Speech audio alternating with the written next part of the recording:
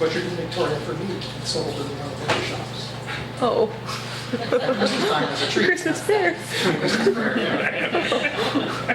Just thinking, big platter of apple in his mouth. I mean, poaching was basically hunting illegally, of course. There were times that was done. But once you had the game, you could certainly sell it through the stores. But open.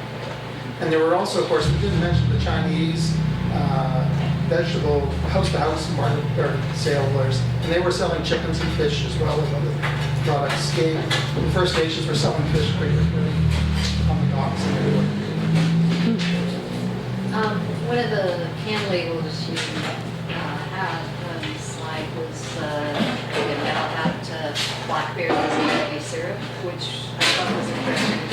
I'd never seen blackberries in syrup, various different kind of syrup.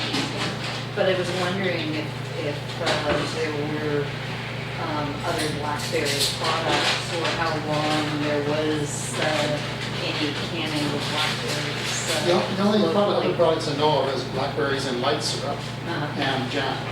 Yeah, jam obviously is still. Yeah, that was far more common than jam.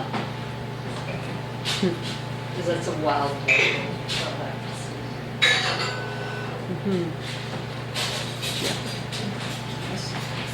And during that time, was Canada importing more or exporting more? And what was the ratio?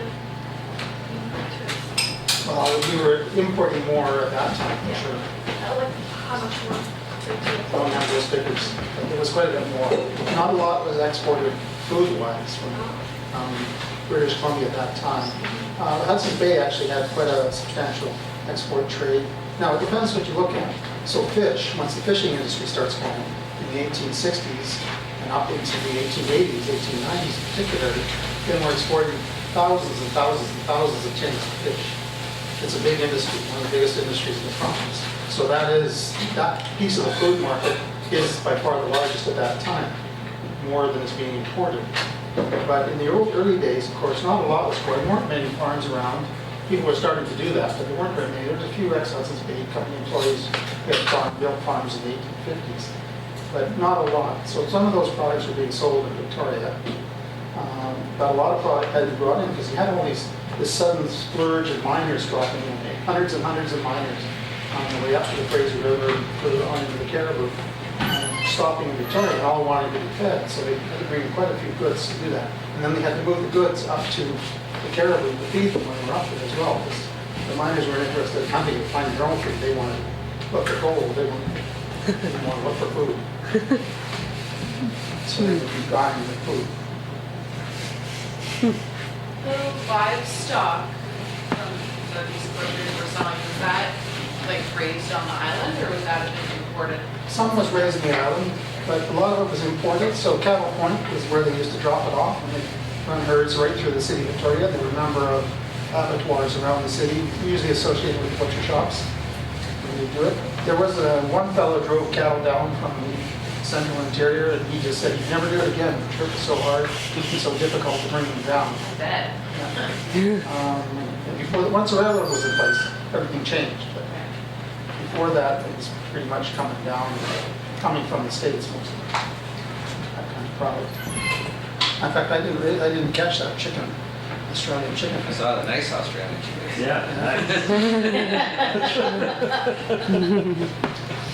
But there was cattle, I mean, they were driving cattle in the central part of the interior and going up to the gold fields. So the cattle from Victoria wasn't going to the gold fields. It was cattle, they were raising cattle in the central interior, Kamloops, Nicola area, and that was being moved up to the butcher shops in Buckland. Yeah, they were. Right. Do you ever have any times when the ships didn't come? There was like, a generalized shortage, or was it kind of always food as far We didn't run across anything like that. There were ships that didn't come. Yeah. And so there's comments like one fellow wrote that he saw notice one of the major merchants in Victoria was very blue because the ship had been lost and he didn't have any insurance on it. But there were other ships coming in all the time. And there were regular ships coming up and down between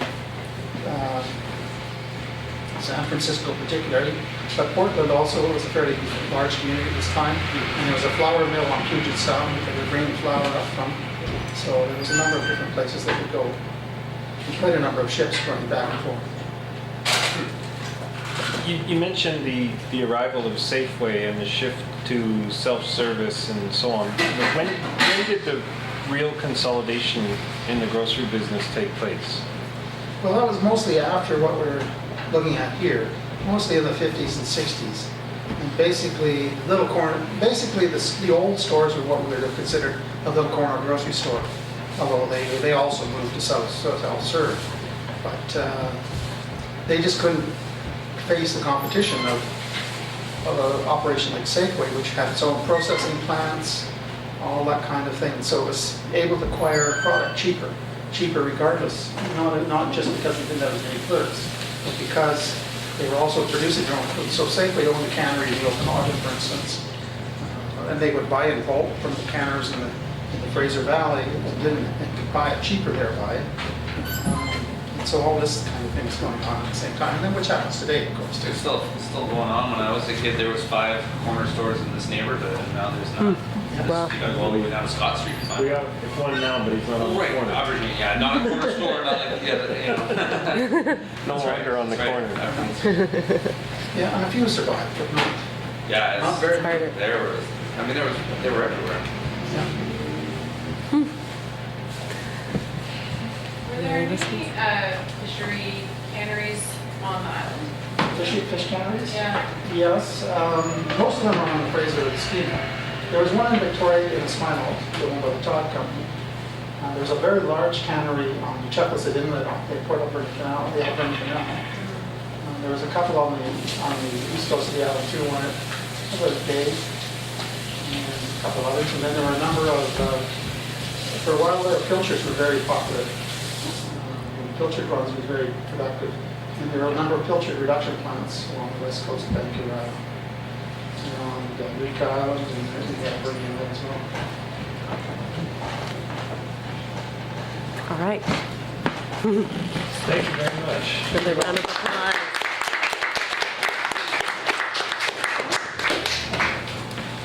Well, I hope you all found that very interesting. I know I did.